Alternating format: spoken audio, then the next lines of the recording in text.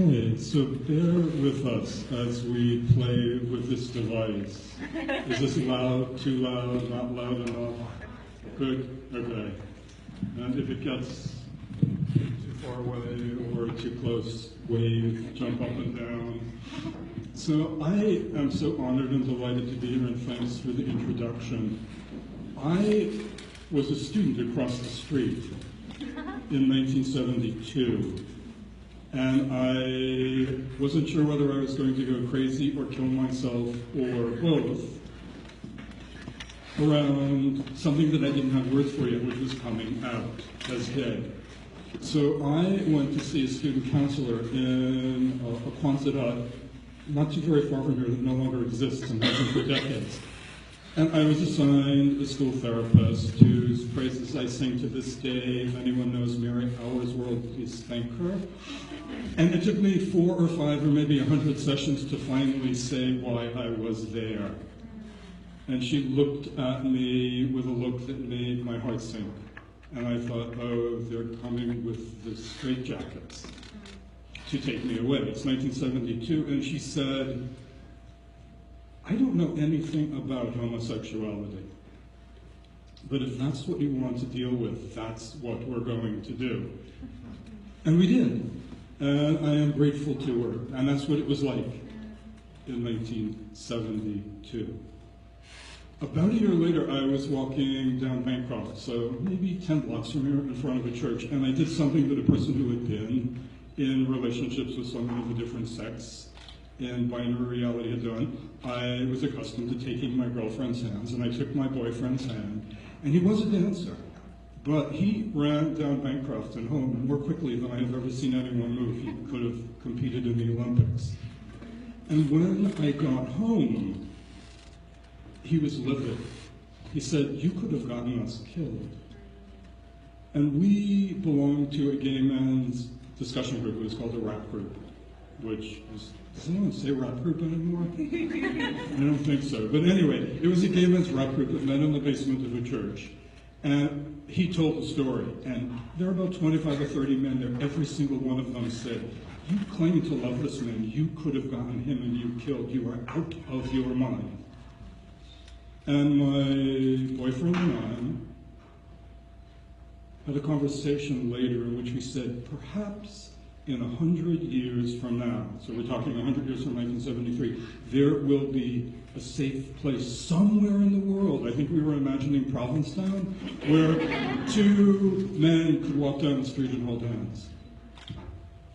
And the world is radically different in ways that we could not have imagined, and I will cry, he died a long time ago of AIDS. He did not live to see all of this, and here we are in Hillel, having this conversation. So I am very grateful to have lived this long. I am really honored to be here, and I am going to pass the mic to someone who is becoming now one of my teachers. So Abby, it's a pleasure to introduce you, and I would go on and on, as people often do, and read all the things that you've accomplished, but better you should do that. Thank you so much. Hello. Hi, everyone. I guess I have no need to introduce myself for anyone who's here. I just want to first thank everyone who has been involved. I'm probably going to blink on names. I don't like to talk out of notes, so I'm just going to talk out of my mind for whoever I remember. So first of all, Jesse, who has been an amazing friend for the last year and more since we met. And I feel like the entire, not just the event, my entire visit here, she took care of everything from A to Z in a really amazing way. And the Berkeley Hillel, who has done amazing thing. I don't even have words to express that, and I'm going to get into that later. The way I feel for every Jewish organization, and I have no words to express how I feel when I see Jewish organizations not just being okay or accepting, but going out of their way to make sure that we have a space and that we could go on and not just survive, but thrive. The JSU, the Jewish Student Union, that I had in the last few days the pleasure of meeting some of its members and board, and all the other organizations that have been involved that I haven't met that many of them, from Keshet that I've done some work with and writings in the past few months, the JCRC, and Bechal shown that I'm actually fascinated by their work. I haven't done anything with them yet, but I actually love their ideas and anything that relates to Jews that are not, that for me growing up, they were not stereotypical Jews. I just love to see how we do work for them and how we are all part of a bigger community. Chochmat Halev, that as far as I understand is part of a community and a movement that I proudly identify with, and have my own community in New York that is in a very similar mindset that I've had a really great experience with.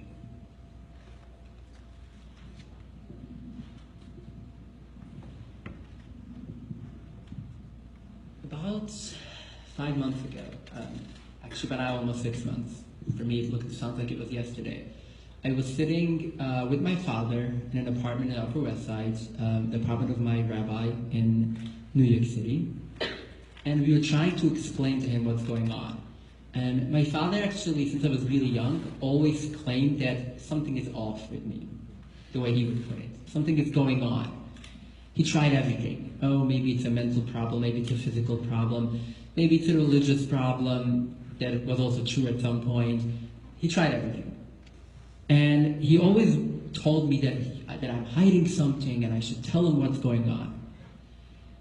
2 days before this meeting, I actually called him up and I'm like, Tati, you wanted to hear for so long what's going on? I'm ready to tell you. I want you to come down to Manhattan, to the Upper West Side, to my rabbi. Let's talk. It took us about an hour, while I did most of the talking. The rabbi did most of the talking, to try to even help him grasp the idea of what's going on. We used a lot of Jewish language and Jewish studies, and the rabbi also showed him a lot in Kabbalah that I actually had the pleasure of teaching here a session about gender in Kabbalah here 2 days ago. That is actually a fascinating and interesting topic, and it helped a bit, but his first question when he started, I guess, realizing what I'm talking about was, do you think this goes together with Judaism? My response to him on the spot was like, what? I'm sitting there as a rabbi and you're asking me if this goes together with Judaism? I mean, don't ask me first of all. And I'm here with a rabbi. I mean, the truth is that this rabbi to my father is not even Jewish. The entire community is not Jewish. To him, even ultra-Orthodox non-Hasidic Jews are questionable Jews. Everything besides that, whatever. But what struck me at that point was that to him, and that's true to so many other people, he couldn't grasp it. He was like, oh, so you're definitely not going to continue to go to a synagogue, right? You're not going to do Shabbos, you're not going to do holidays. He couldn't grasp it. And I think that the fact that I made it very clear to him that I'm staying with my community, I'm staying with Judaism in the way that I understand it and that I relate to him, confused him even more. I have since spoken in front of a lot, I don't know the number, but a lot of Jews and non-Jews in America and beyond. And every time it fascinates me more and more. I want to say intersection, but that word has been overused and underused and used in too many different ways. I'm not going to use that word, but the relationship between Judaism and the queer community has in one way been the strongest relationship that I've seen anywhere. I have made in the last few months since being involved with queer communities, I've made more Jewish friends than ever probably in my entire life. And I'm not joking. From the other side, I also probably made the most Jewish enemies at any point in my entire life. And the more I think about it, I'm like, I want to change that. What can I do to change that? I'm just one human being who is involved with the Jewish community. I technically am a rabbi, although very far from practicing. I have a rabbinical degree. But what can I do? I am a college student. I don't have money in any way or form. I can't help any way in that. And I came to the point where I realized that the most that I could do, and the biggest part that I can do, is just talk. Just tell a story. That as much as I think that every human being has a fascinating story, and as much as there's always people who would say, me, very typical, grew up in New York, went to typical public school, like I'm very typical, I love to break it down with them and show them, that's not true. I actually have a lot of students who are like, what, me, story, memoir, it doesn't go together. And then by the end of the semester, everyone has a story. But I will admit that I have a story that people like to listen to or like to gossip about in a good way or sometimes in a bad way, but it's very powerful. And so this is what I'm here to do. I'm just gonna try to tell my story and see how we can take that, and I personally could relate to that and what we could do to help other people who are going through similar or very different experiences that end up being related.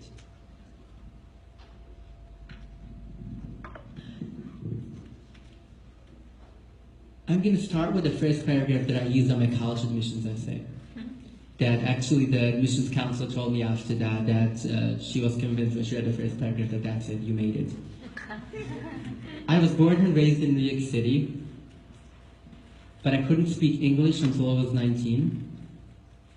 I never watched a movie. I never watched any TV shows. I never read a magazine. I never read any newspapers besides in Yiddish. I never listened to outside music, which includes any music that is outside of the Hasidic community, including people like, if anyone knows, like Moshe Ben David, for example, was considered outside music, and so on. I grew up in the Hasidic community in Williamsburg, in Brooklyn, before Williamsburg became really cool. The Hasidic community in Williamsburg, in a short way, is trying to recreate something that they pretend exists in the shtetl life in Eastern Europe. It never did. That's one of the biggest problems that the community has, that they're trying to recreate something that never existed.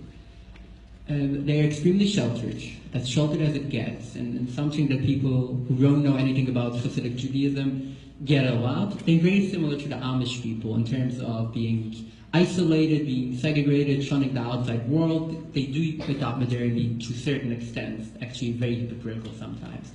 I'm not going to go into that part, but that's a good analogy. I went to a school that was supposed to be boys only. Probably 99% of the kids were boys. I know at least someone else besides me who wasn't.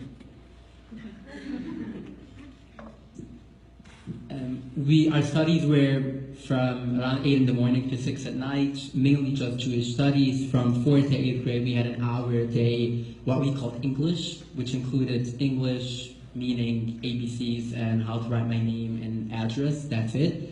And math that went to a long division in 8th grade when I graduated, so to speak. And that was it.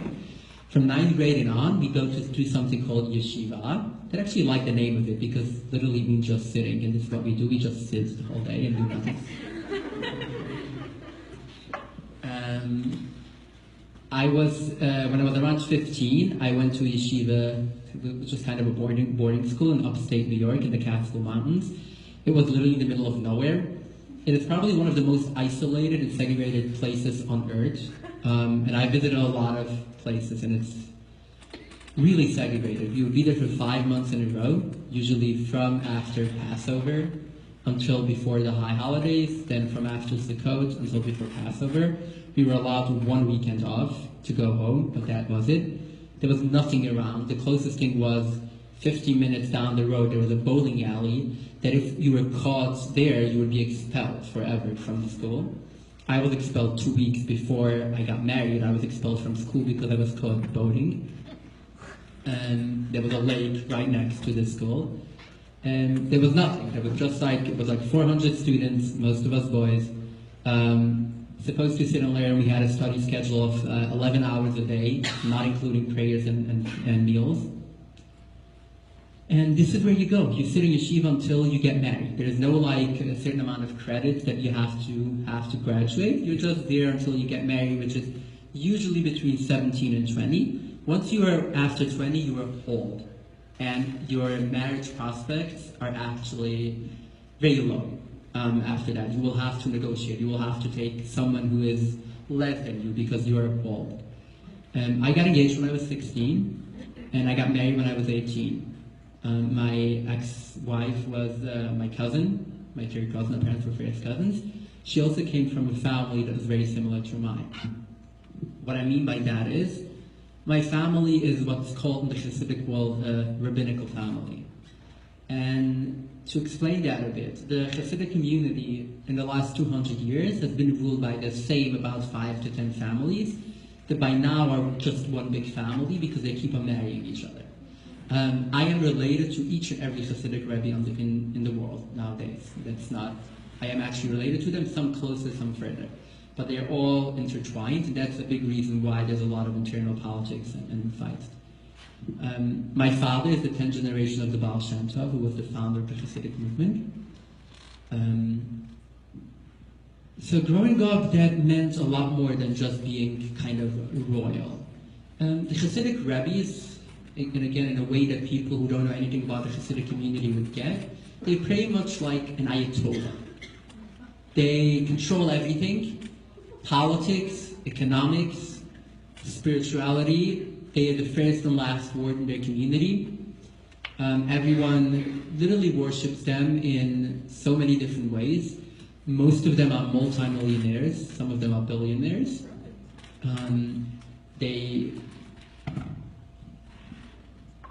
Some of them are really nice people, meaning they actually care about their people. It's just like monarchies. Some kings end up being really nice, but then doesn't mean that their kids are going to be nice.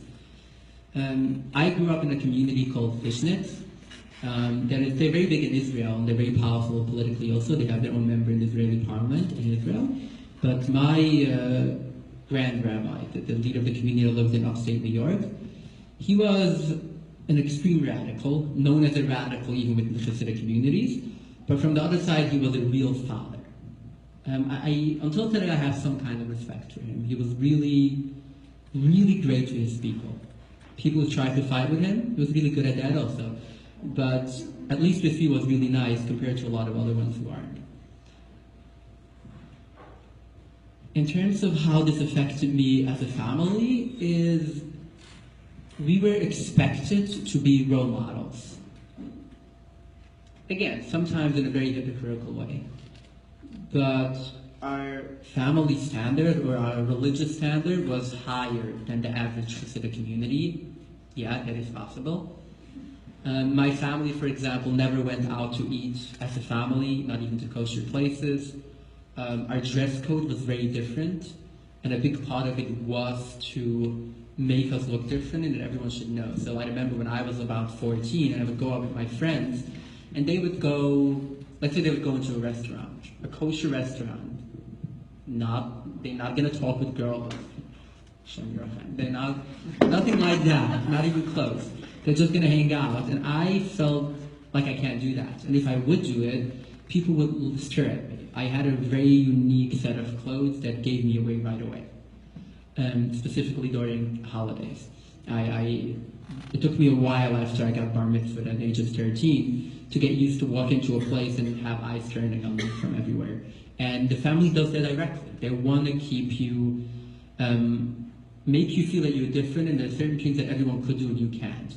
In my family, you were not supposed to work anything outside of the Jewish community. So even jobs that are totally fine in the Hasidic community, specifically on like Wall Street and real estate that a lot of Hasidic people are really good at, that was not okay.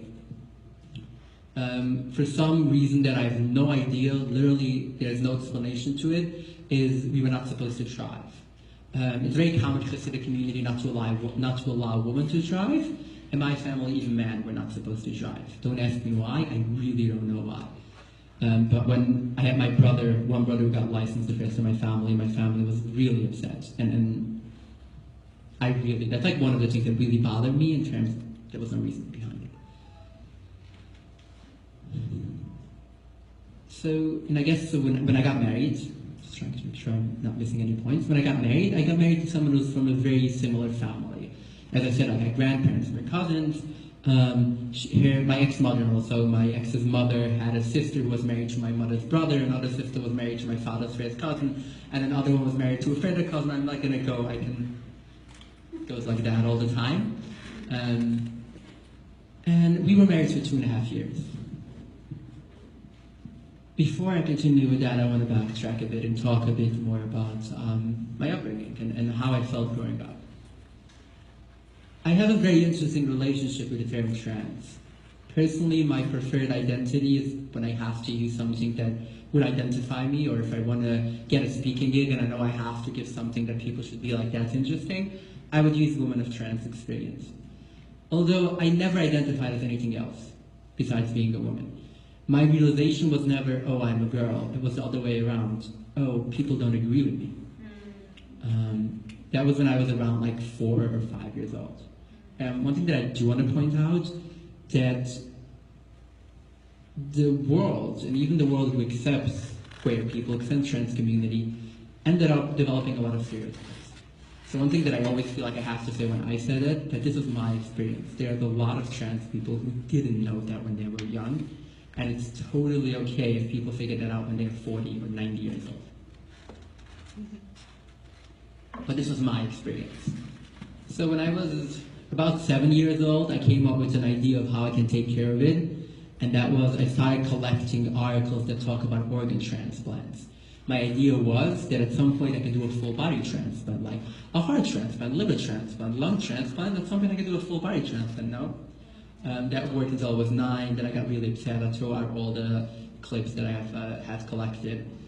At some point I had like a prayer that I wrote to myself in bed. I would say like every night you were supposed to say the Shema before you went to bed.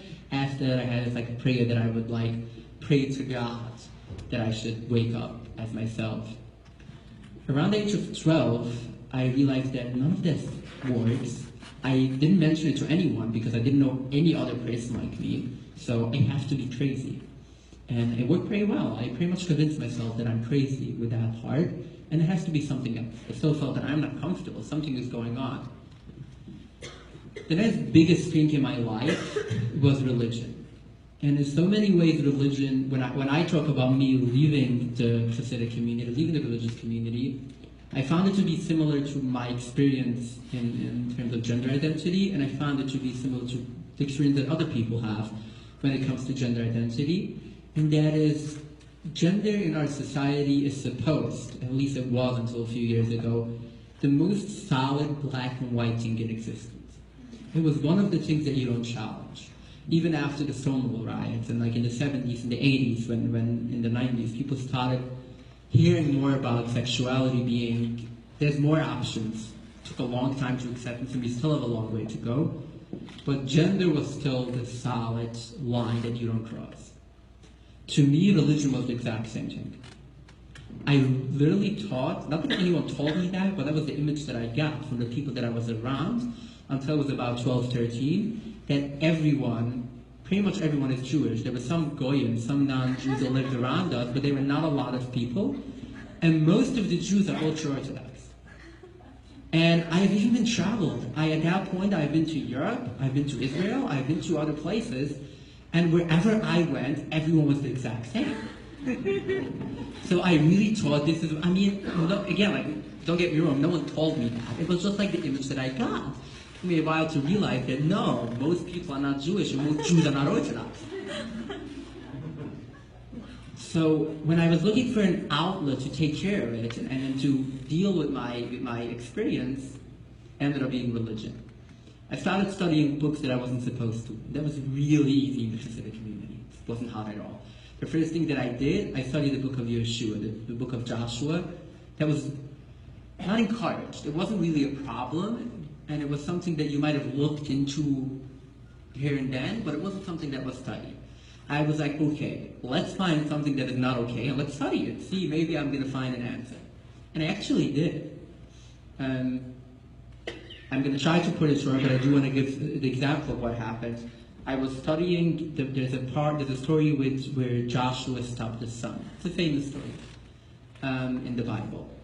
And there's a commentary, a 14th century rabbinic commentator, a rabbi, not a Christian, not a Muslim, an actual Jewish rabbi, and Rollback, Gershon is in English, and he writes that that's not what happened, that's impossible, there's no such a thing as miracles. He doesn't believe in any supernatural things. God doesn't change the world from the way it is. And he explains what actually happened. He believed it was something that the Jews picked up. That's when I realized actually that his commentary on the Torah, on the first 5 books, actually cut out from most Orthodox commentaries. His commentary is not acceptable, but he as a person is mentioned. He's considered as one of the sages in the first part of the medieval commentaries. But to me, that was mind-boggling. And not just as much the idea as the concept that a lot of things that we think are facts are not really facts. I ended up starting this book on philosophy called Mechamot Hashem, Wars of God, that has been really interesting. I'm going to cut it short. I'm not going to continue to give you all the books because everyone is going to get bored, including me. At around 15, I got to a point where I was like, I'm done. There's nothing interesting here anymore. And I was like, pretty much decided that I'm going to leave the community. And then that's when I met a rabbi from Israel who was an interesting person, and he is one of the people in Israel who is leading this new type of Hasidic communities. We're not ruled by dynasties, just by people who are actually scholars, who actually know a bit what's going on, at least within the Hasidic community. And he's trying to tell me I should study Jewish mysticism.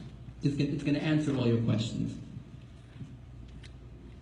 I did that for 4 years, but while it answered some of my questions that I have in religion, I realized that what actually kept me was the fact that in Kabbalah was the first time where gender wasn't black and white anymore. I was told that it's all metaphors. I was told to be very careful not to take it serious and not to take it in a literal way. But as a matter of fact, gender wasn't solid. Although even the Talmud has more than 2 genders, but somehow we always skip that, or like it never registered. The teachers always make sure that you don't get stuck up on that, and you don't like take it in. But here in Kabbalah, it was like so obvious that gender is at least complicated. And this is what kept me going until I was 19 when, and again, I'm not going to bore anyone with the books and the names, I lost my faith in that also, and I pretty much started to leave the community. At that point, I was married for 2.5 years. I had a 1-year-old son. And I pretty much I have no idea what I'm going to do. I don't know the language. I don't know how to talk. I don't know how to dress. I don't know anything. But that's it. I have to go somewhere else. And I was at the mindset that once I'm doing that, once I'm leaving the community, all these like gender things are going to go away. It didn't, obviously. And there was nothing that should go away. There was nothing to go away anyway.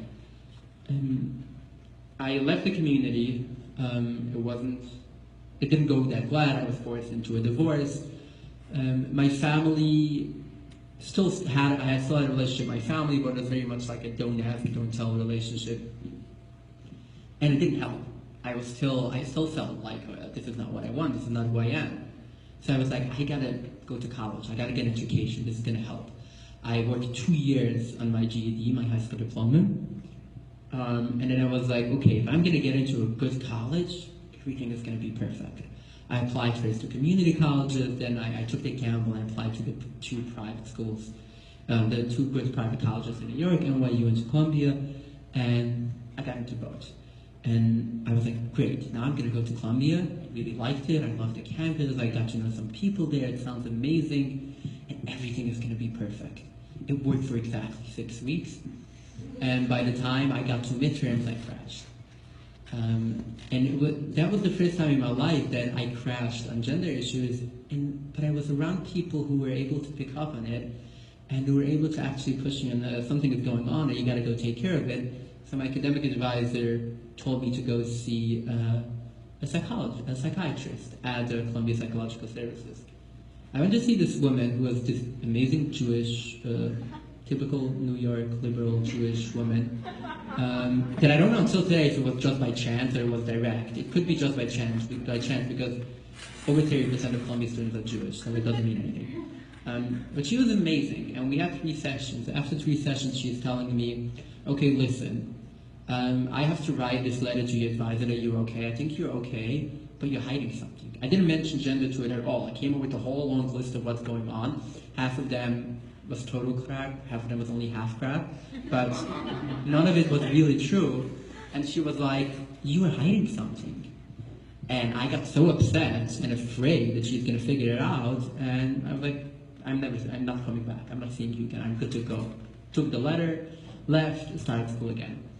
The next semester, spring semester, exact same story again. And this is when it was like my first time when I realized that, okay, joke over.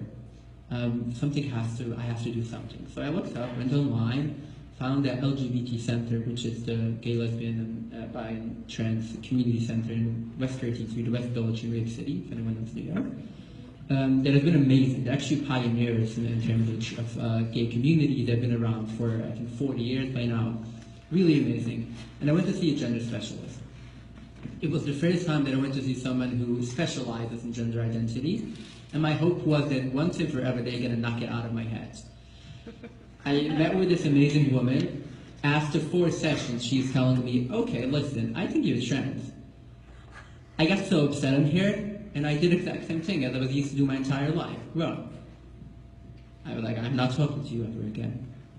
But now it didn't take another 6 weeks. It took me just a few hours. And I remember coming home and then crying and getting to the point where I'm like, okay, now it's really game over. And I have to do something about it. As a last try, over the summer I worked at a Jewish camp, Camp Ramah in Nyack, and I really tried to just be this like great typical guy. But if anyone here knows the dynamics in Ramah, it's kind of very gendered. Let's just stop here. And by the end of summer, I think that everyone was convinced that I'm gay and socially awkward. The gay part, I don't know, could be it's true, could be it's not, I don't even know until now in terms of sexuality. But for me, it was a good, like, clap in the face of saying, it's time, like, just stop, and you can't continue like that. I got home in the beginning of August, and I went through probably the worst 2 weeks that I ever had in my life until I went back to the therapist at LGBT Center, who I actually had sent a really not nice email when I saw her the last time because I was so upset on her. She was the first person who told me to my face this, what I knew all the time, but I was terrified of it. And I started transition, in whichever way that is, in September. I have since, life has been amazing. It has been hard, harder than ever. I'm not gonna polish it, not gonna say that it was easy. If anyone has been following me online, they're probably saying everything is glorious and they see these like really nice shoots and everything. It's really hard. And I'm saying that because it's really important to know. It's not easy, and I always tell people, and I have a lot of friends now who are contemplating what they should do about their life or thinking about transition, and I always tell them, it's not gonna be easy, but it's easier than not transitioning. Since I started to transition, I've done a lot of different things, trying to help, trying to see what I could do. I started first a Facebook support group for trans people who come from all Orthodox backgrounds. We have also started an in-person support group. I so far know of about 25 or more, at least 25, people who come from ultra-Orthodox backgrounds who struggle with gender and identity in one way or another, which also made me realize that it's important to talk about it. Another thing that I was actually able to use since then is the way the Hasidic community works is because they're so sheltered, anyone who's going to leave, anyone who's going to leave becomes a sensation. By now, a bit less because there's so many of us, so it's less of a big deal. But specifically anyone who does something radical, and especially if your family is famous and everyone knows your family.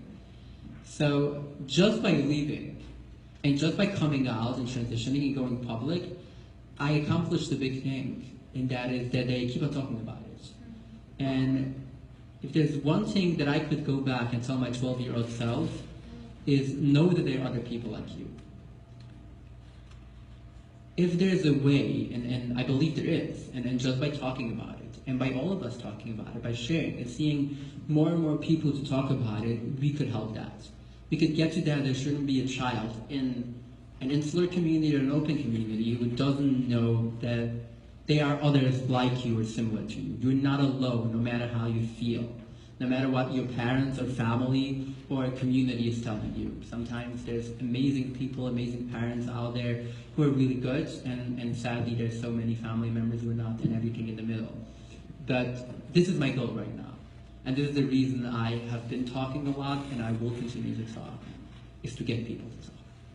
And sadly, I feel this is the only thing I can do.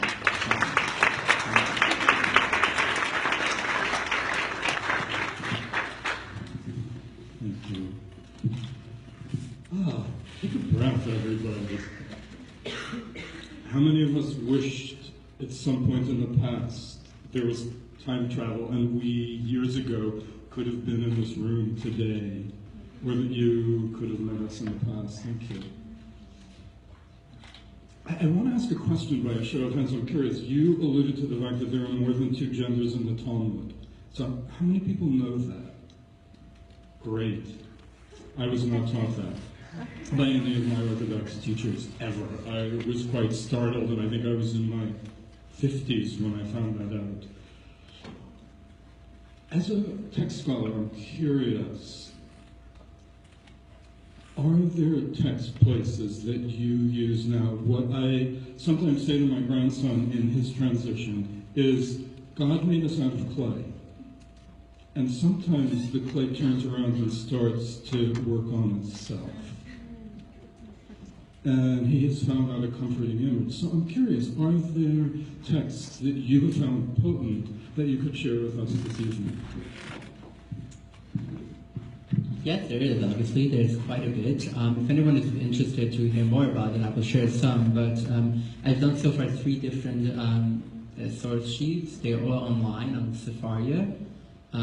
If you can Google my name, Abby Stein Sefaria, it will come up. Or I've shared them on Facebook. I've shared one of them on the Facebook event page also.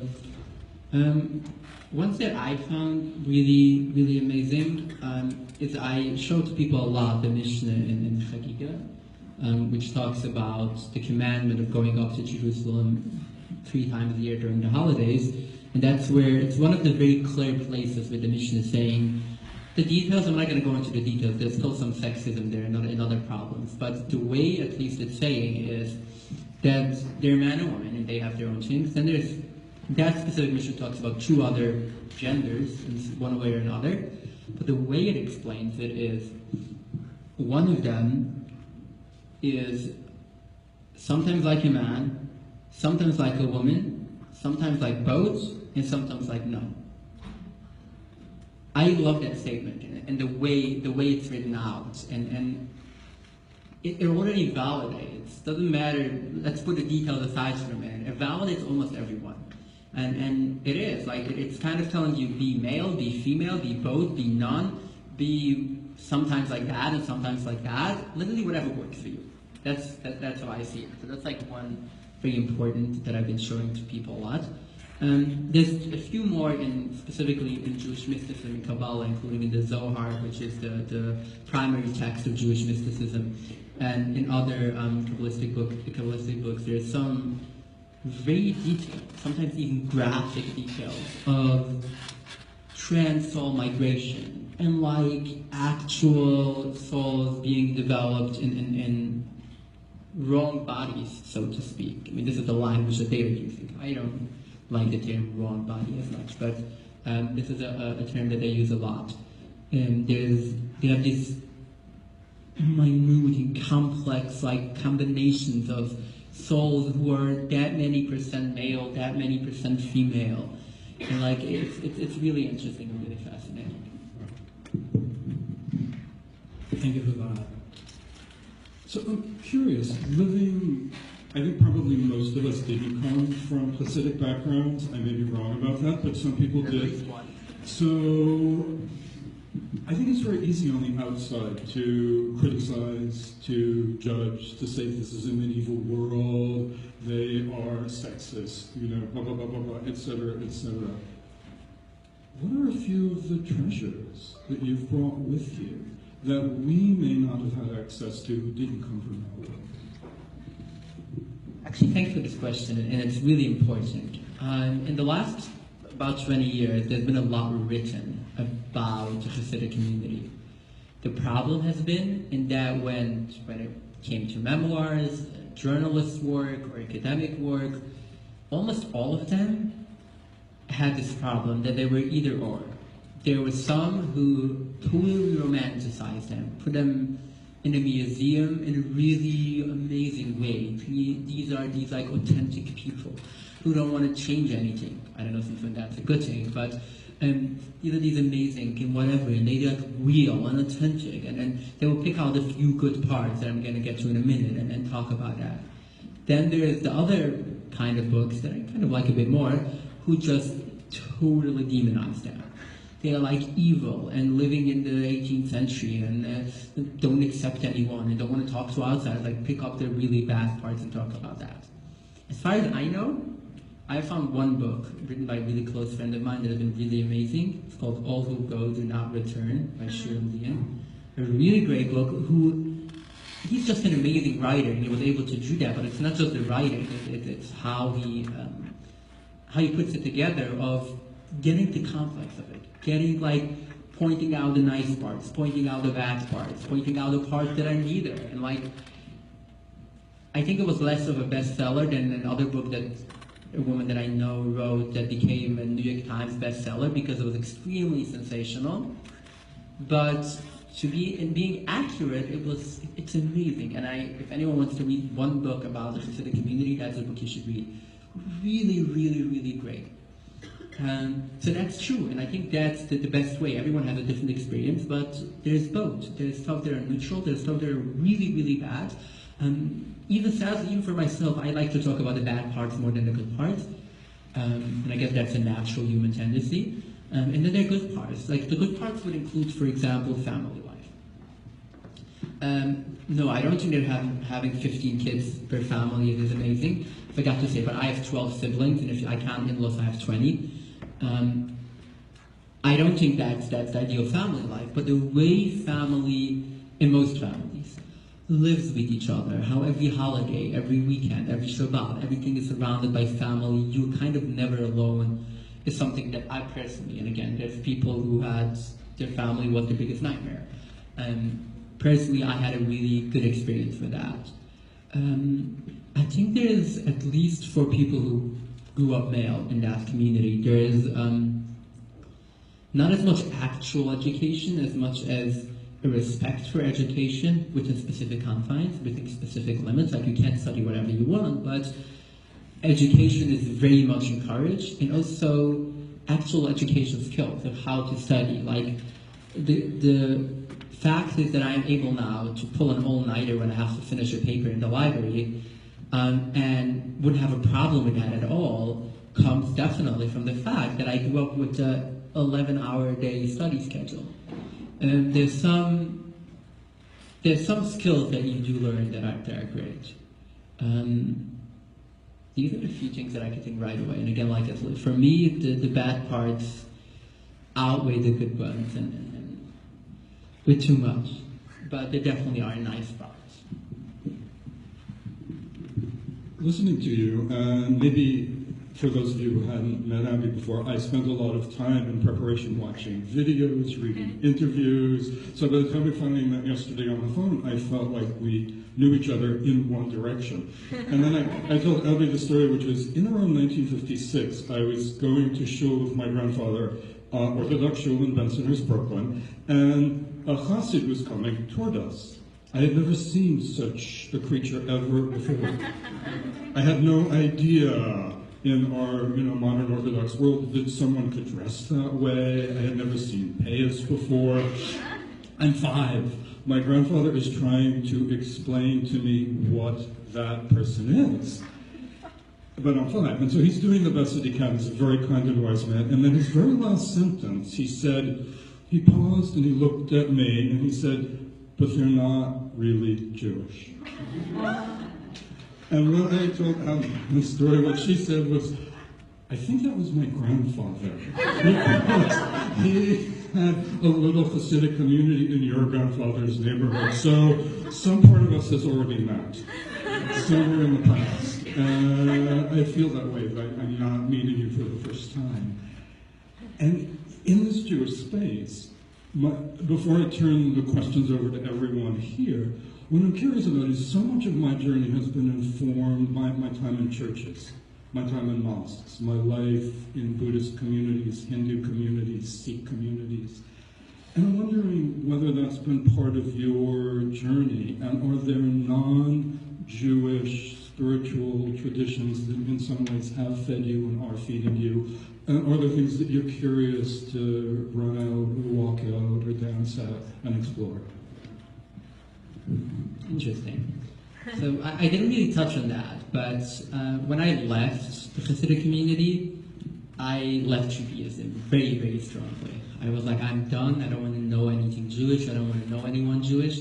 I had what my rabbi calls post-traumatic disorder, when you grew up with like this very like boogie monster version of God, and then you're like, oh, I don't want to know anything about it. And I have a lot of friends like that, and I'm not gonna. I don't think it's that bad. I think having rage on something is bad, but there's some people who move on, and it's great for them. I don't mind it.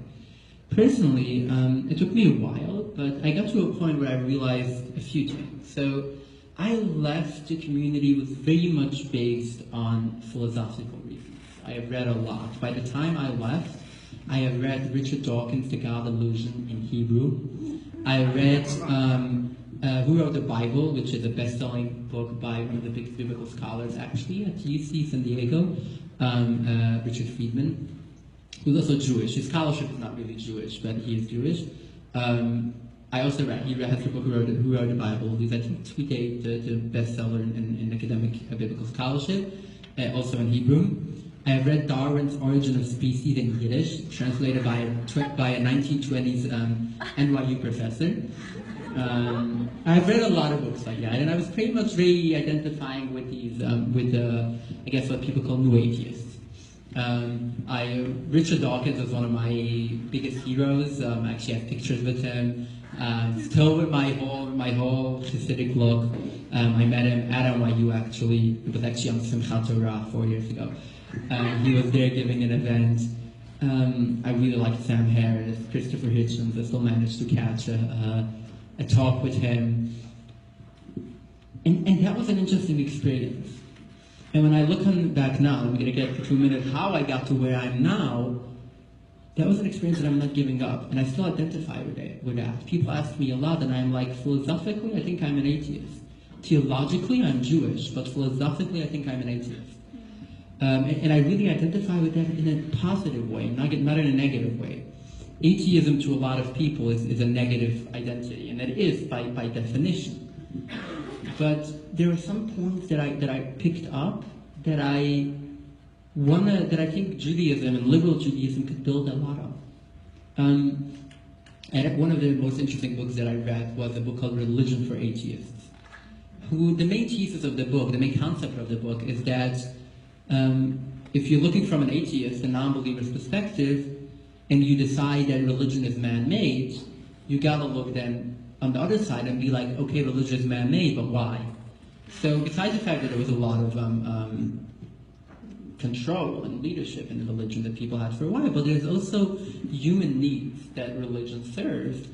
And the author of this book was claiming these needs still exist. So maybe we don't need to be pagan because we don't need an explanation that thunder, like lightning and thunder, has something to do with the gods above fighting. That was a very common pagan belief like 4,000 years ago. But there's other questions, and there's emotional questions, and questions of how do we deal with death, and even harder, how do we deal with life, that is important for humans to deal with. So for me, it was really interesting to come back to Judaism the other way around. My relationship with Judaism now, in some ways, obviously has a lot to do with how I was raised, but in so many ways has nothing to do with how I was raised. It was this totally new world that I found. The first contemporary Jewish theologian that I read, I call him contemporary, like passed away 50 years ago, was Mordechai Kaplan. He has a book called Judaism as a Civilization. The title gives away the entire book. Sorry, but I just pulled in a Yiddish word. It was really interesting, and it was my first exposure to liberal Jewish philosophy. And then a friend of mine told me I should go check out this synagogue called Romano. And I walked in there, and she's like, this is amazing. It's like hippie, and singing and dancing, and like no one cares what you do or how you do or what you do or don't believe. It was like, it's going to be amazing. I walked in, and to my bad luck, I walked in while the rabbi was giving a sermon. After 2 minutes of me being there, he mentioned God, and I walked out. Then my friend was like, no, come on, that's not what it is. You got to go back, maybe have a talk with the rabbi, maybe try to figure it out. It took me a long time, I'm not going to get into that, but I got to a point where I started to relate to it really well. My hardest problem was getting to a point of dividing, I guess, call it philosophy from theology, getting to a point of realizing that spirituality doesn't necessarily have to go with religion. And also realizing that Judaism is not a law code. Judaism is not a book of do's and don'ts. Judaism is ideas.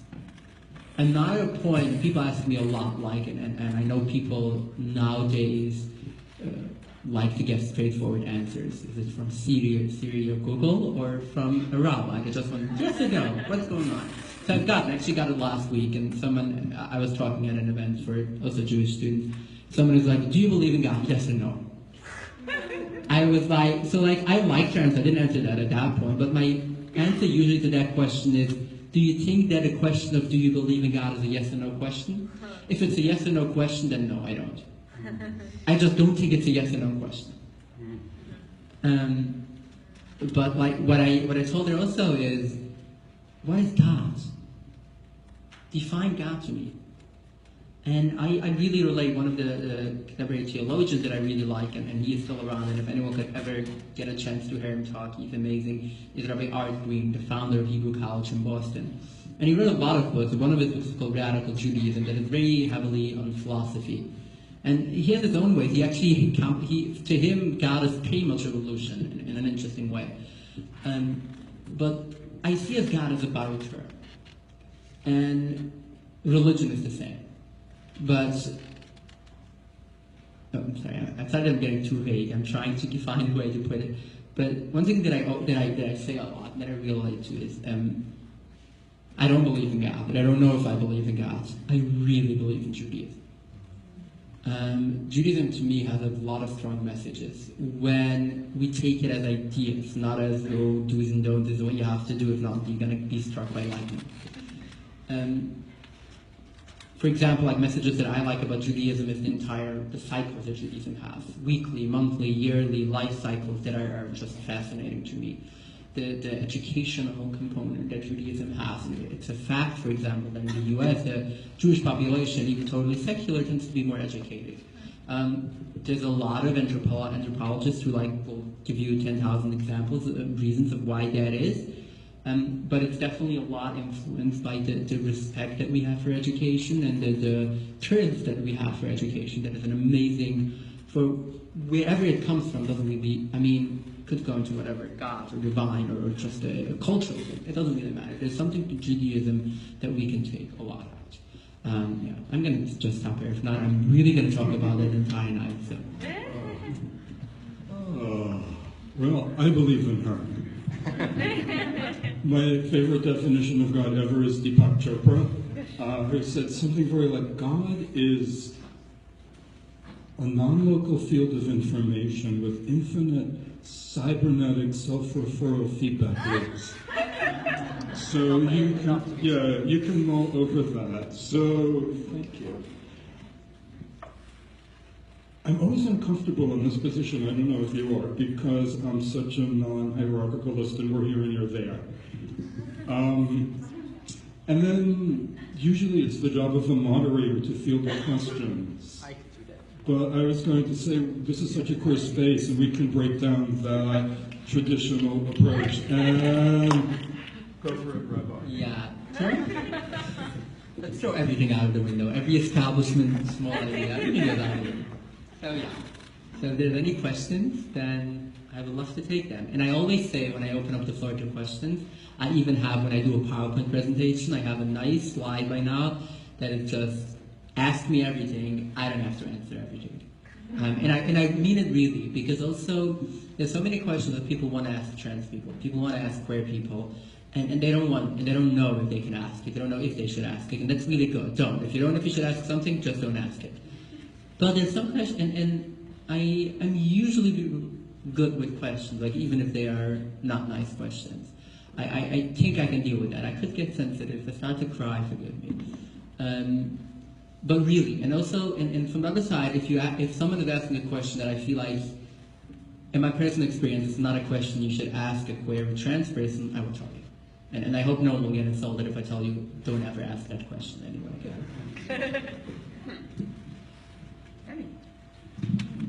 So,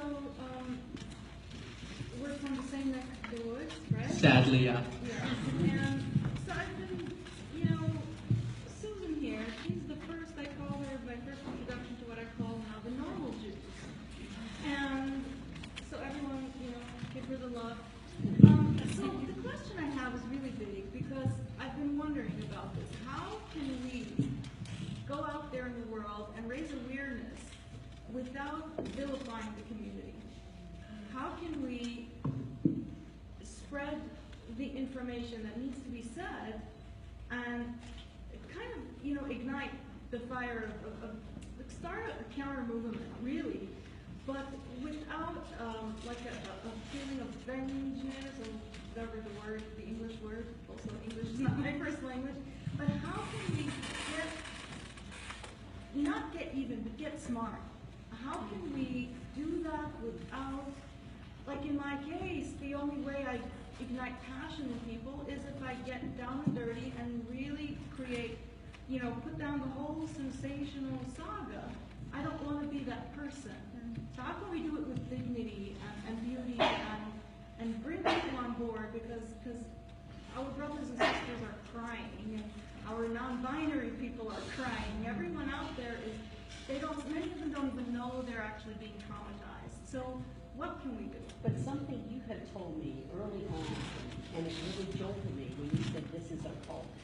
And I was like, whoa, but it is. But we don't recognize that, right? But we can't say But that it is a because cult. then there is backlash. I call it a culture. So like, it's a cult. It's a very strong cult. If you get afraid of the word cult, okay, let's say culture. For a reason, these two words they mean very similar things, but almost the same thing.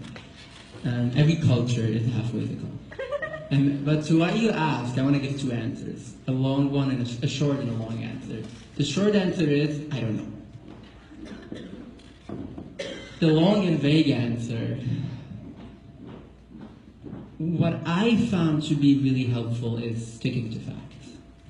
When I walk up and people, like I started, and in the paragraph that I started my admissions essay, and I say, hey, listen, I grew up in a Hasidic community, I didn't speak, couldn't have a conversation English until I was 19, never had exposure to the outside world. I agree, it's vilifying, and in today's world, saying that in a community is vilifying, but it's true. And there's no way to argue with that, and if anyone wants to argue with that, pull out the pictures of 2012 in Citi Field. In case no one knows what that is, in 2012 they had a huge gathering in Citi Field Stadium. Literally that 70 people gathering in New York City, the topic of the gathering was fighting the internet. And that says a lot. And I think that's vilifying them enough. And this is something that I don't care. I mean, I do think we should really be careful of not like overstating something, or not like saying that. I know like one of the books that I mentioned earlier that I think you realize which book I'm talking about. That someone wrote, and she mentioned that like she knows someone that a father caught his son masturbating and took a jigsaw cut of his penis. I'm like, cut the crap. I know this community. This didn't happen. Like, you want to say they're really bad? I agree, but stick to the facts. And I think that helps a lot. Although sometimes I feel like there is a need to overstate something. And a good example now is education. There's an organization, and I would encourage all of you to check it out, called YAFET, Young Advocates for Fair Education, who has been working getting the government to do their job. So New York City has minimum legal requirements that every parent has to give their kids in terms of education. Private, public schools, homeschool, doesn't matter. If you don't, it's actually considered child abuse. These Hasidic communities claim that they do, but they very obviously don't. The government obviously knows about it, unless they are really, really stupid. But they chose consciously, and they keep on choosing it, to ignore it, mainly because the Hasidic community has about 500,000 votes in New York City. And then they very easily swing the local election. So no one wants to start up with that. So this organization has been working, started out by a good friend of mine, and he has been doing really great work. That sometimes the organization has been criticized for going too much, too vilifying the community. And in this case, I feel it's okay. I feel like education is so important, and if there's one thing that keeps people traumatized, keeps people in chains, it is education. It's the fact that we can't go out and have a normal conversation with people. It's the fact that we can't get jobs outside of the community. So, in such a case, I feel like maybe we have to do everything we can to change that. So I think it's something that, as I said, there's no straightforward answer. It's just using caution and trying to stick to the facts, and then if you do see something like education, or like arranged marriages in some ways, forced marriages, child abuse, there's certain things that I'm like, okay, like if someone's going to overstate what's going on in child abuse, I'm going to be totally okay with that. Although I think it's really hard to overstate what's going on there. Yeah. That's my short and long answer with no answer. Yeah. So you talked about your dad. What does the rest of your family think about this? Hopefully a relationship is built from this. I actually didn't say the last part. After I came out to my dad, he told me I might not be able to talk to you again. I haven't heard from him since. And the same as in most of my family. I hope and think that will come around, but I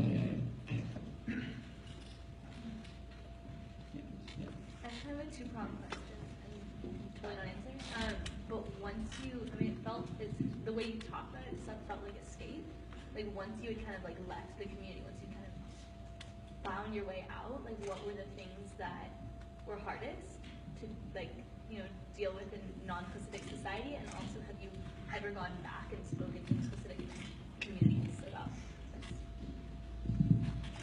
The hardest parts were the language. The language barrier was a really, really hard part.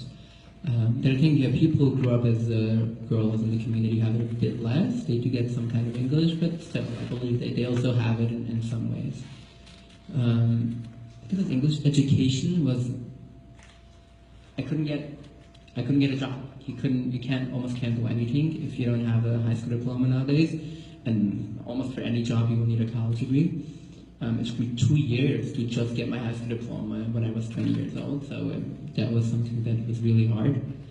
But then almost anything was really hard. Dressing up. How do I dress? So besides the fact that I always really suffered dressing up, pretending to be a man, was never successful in that. I think I picked up dressing up now in a few months way quicker than it took me forever. But that was a hard time. And just how to social manners.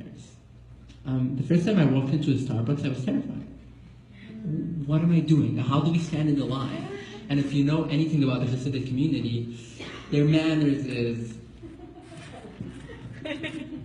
Yeah.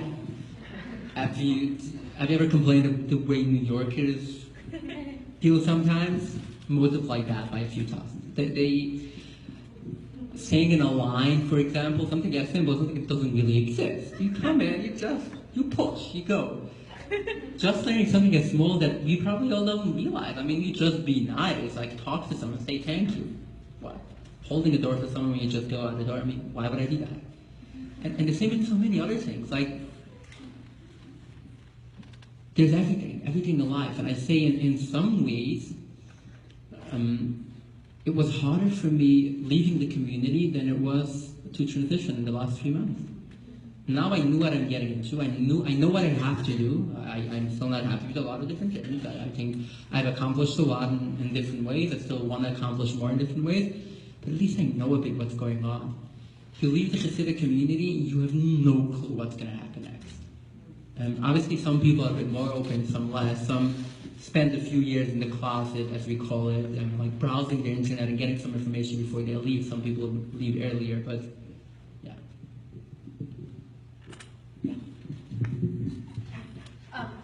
So between your text study the other night and then tonight, what I've kind of felt is that a lot of your influence came from studying texts and from like just having access to all sorts of spiritual text and biblical text.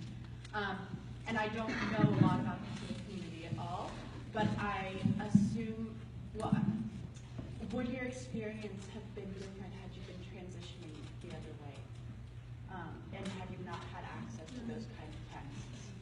And would you have had access to those texts? I don't even know. And is that something that you've given thought to?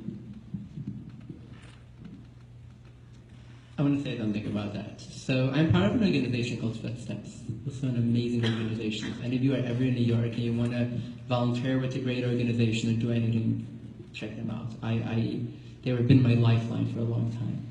And they're an organization that works with people who love the ultra-Orthodox communities in a lot of different ways.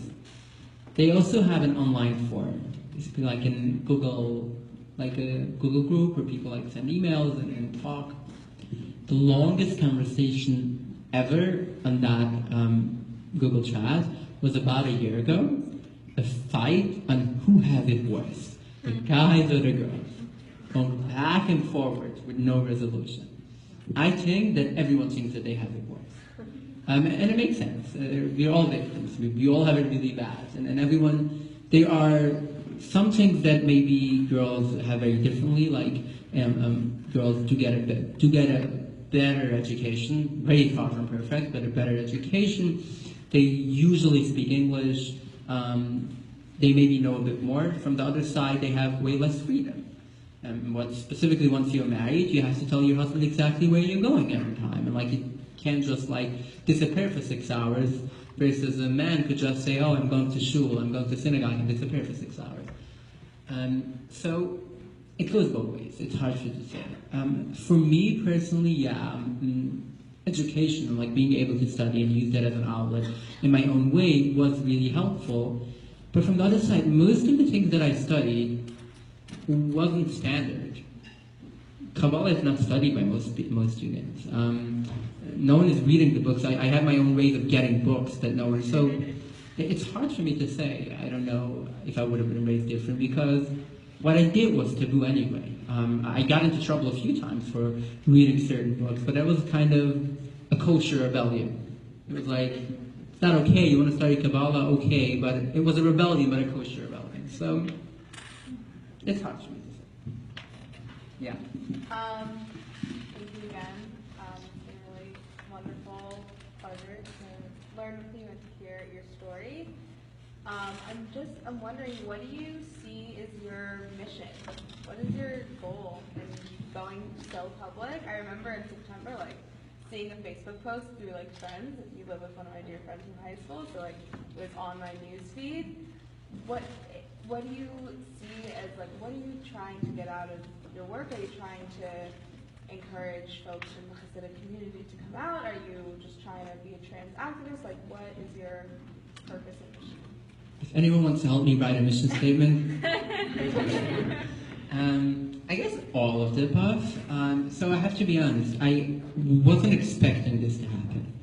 So I have always been writing. Writing was always kind of my lifeline. I started a blog in 2012 when I started leaving the community. At that point it was in Yiddish. Later I slowly transitioned it to English.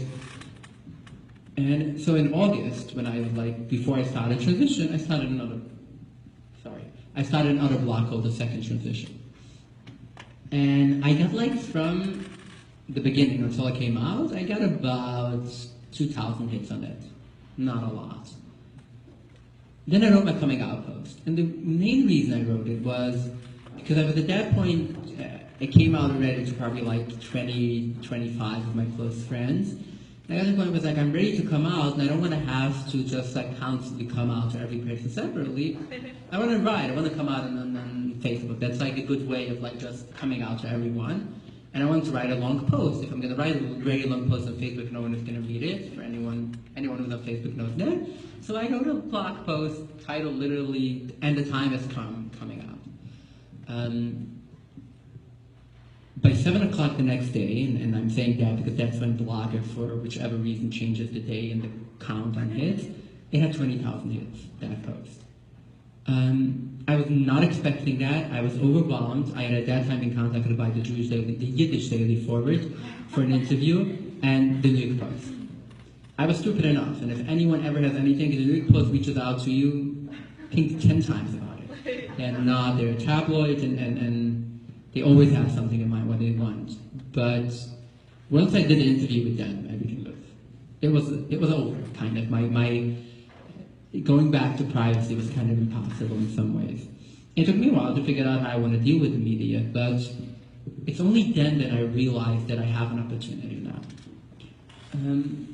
Two of my biggest goals since then have been, first of all, get the Hasidic community to talk about it.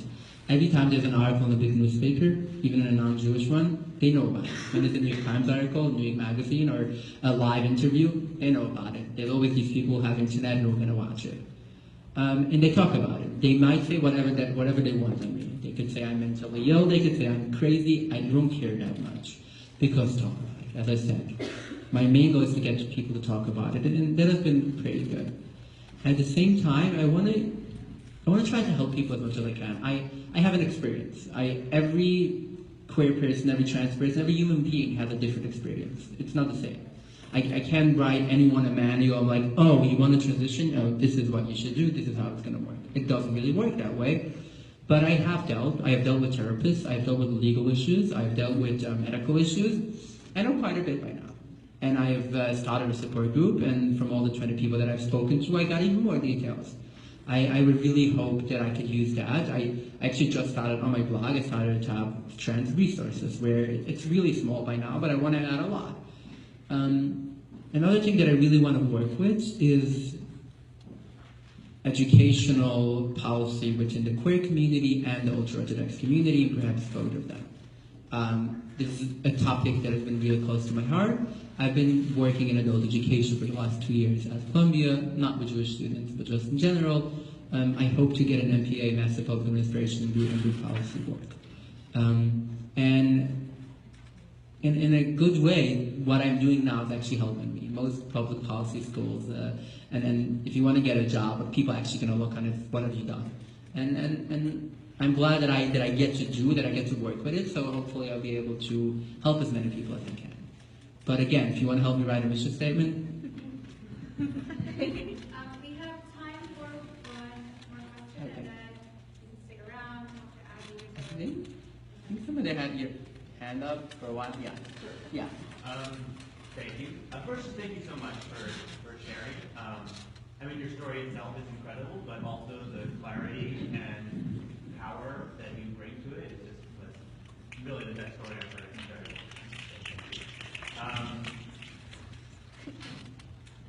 I think working off that last question, I'm just curious, even personally, what it's like at Columbia as you're an undergraduate right now.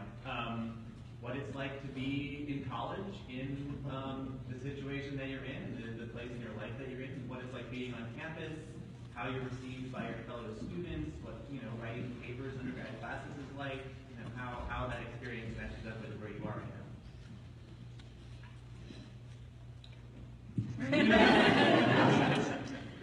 Because I could talk again.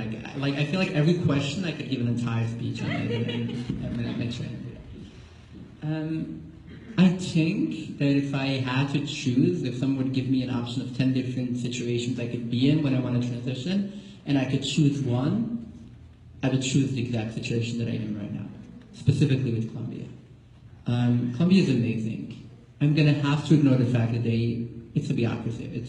Sorry, I mispronounced that word. It's run like a government. It's a bit, it's an establishment, it's Columbia. So I'm not talking about administration. If you want, I can hate on them for a while, but I'm not going to do that. But the community, the academic faculty, the advisors, specifically the school that I'm at the School of General Studies, which is Columbia's undergrad school for non-traditional students. It has been amazing, like supportive in every possible way, in ways that I didn't even think it's possible. Every professor that I have dealt with, even one 60-year-old professor, that people like to say that all academic people tend to be maybe less welcoming, and he was actually a philosophy professor, so like not really in any of the fields that tend to be maybe more liberal. Amazing. I've had an experience with people, the fellow students, that has been better than I could have dreamt for. I mean, in general, even New York. I feel like New York is pretty good when it comes to trans people. They still have a long way to go actually when it comes to deal with women. Ironically, I have been catcalled in New York lately a lot as a woman, not as a trans person. I think New York is doing pretty well when it comes to the LGBT community. Obviously, there's still so much to do, but they have to work on their sexism a bit more. But again, at Columbia, like, in every given way, it's been amazing. In terms of writing papers, I like that you mentioned that fact. If you know a bit about Columbia's, and I believe here it's very similar, like it's a humanities, it's an art school, it's a humanities school, and then your personal narrative can relate a lot. It's amazing. I can write so many different papers now, so many great topics, and professors tend to like also personal narratives in one way or another. Like when I have to write a philosophy paper or in classics, and then you bring in your personal narrative and relate it to something that Nietzsche said. Most professors will love it. So like it actually helps me in a lot of ways. And thank you all so much. It has been my utmost pleasure to talk with. I always find students, and I actually like the fact there's a lot of non-students there, and that's amazing. Thank you for giving me the opportunity to talk. And no one asked that, and before anyone says that, but if there's one thing that any of you could take away, and I get that a lot, what can we do, what can we do? And the biggest thing that I can say is keep an open mind. You see someone it's hard to say, and as I said, there's no manual. I can't give anyone a manual. But keep your mind open. And I can't overstate enough of how much an effect it could have, and how much you could just change someone's life without even realizing.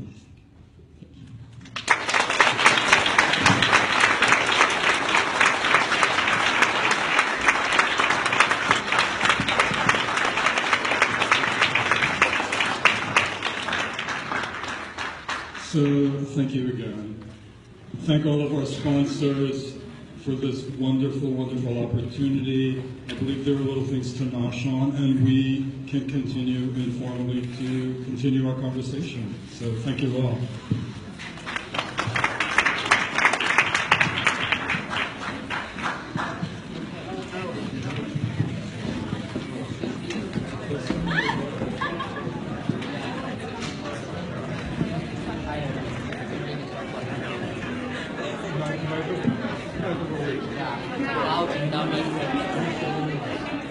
You're so rad. Thank you so much.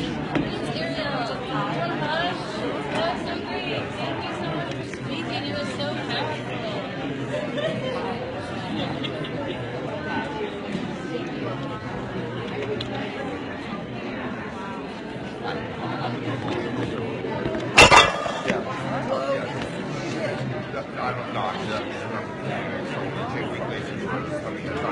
I love the Columbia at Columbia. I'm going to be 20 years so far. It was just such a funny little moment to realize. Like, oh, I was around 5.